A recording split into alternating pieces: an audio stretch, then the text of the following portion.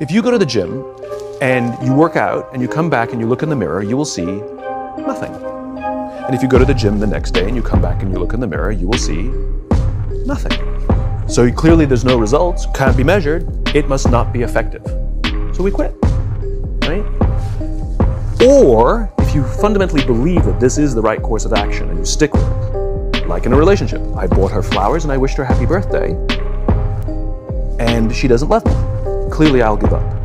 You know, that's not what happens. If you believe there's something there, you commit yourself to an act of service. You commit yourself to the regime, the exercise. You can screw it up. You can eat chocolate cake one day. You can skip a day or two.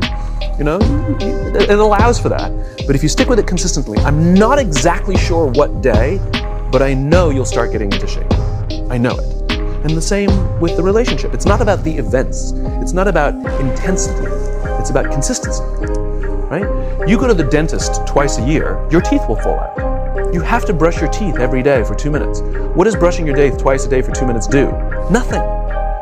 Unless you do it every day, twice a day for 2 minutes. Right? It's the consistency.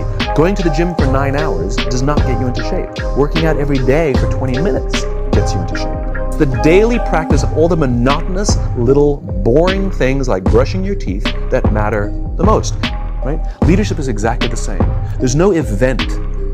There's no thing I can tell you you have to do that your people will trust you. It just doesn't work that way. It's an accumulation of lots and lots of little things that any one by themselves is innocuous and useless.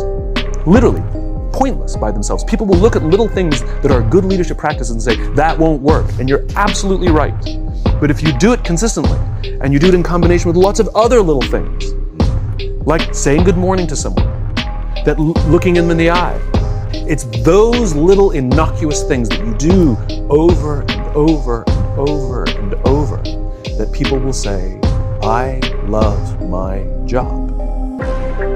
Consistency means that dependable, steady, predictable work is always vastly superior to spurts or flashes of brilliance and genius. That the person who is like the tortoise, who just plods steadily away, old steady Eddie, is always the person who tends to be more successful than the one who flashes here and flashes there but cannot be counted on over the long term. Be consistent in your relationships. Especially be consistent with your family, be consistent with your friends, be consistent with your boss, be consistent in your work. Make it so that you are the type of person that everybody can depend upon, that people will believe in and they'll depend upon, and they know that if you say something, that you'll do it. That if you say you will be somewhere, or if you undertake a responsibility, that you will fulfill that responsibility. That sort of consistency, that sort of dependability is one of the most valuable things in the world of work today. There's a law of accumulation in the universe, if I can pass this on. A law of accumulation that says that even though you do 100 things or 1,000 things that you don't see, eventually they accumulate and they gather a force of their own. That every single great accomplishment in life is the result of thousands of minor accomplishments that nobody ever sees.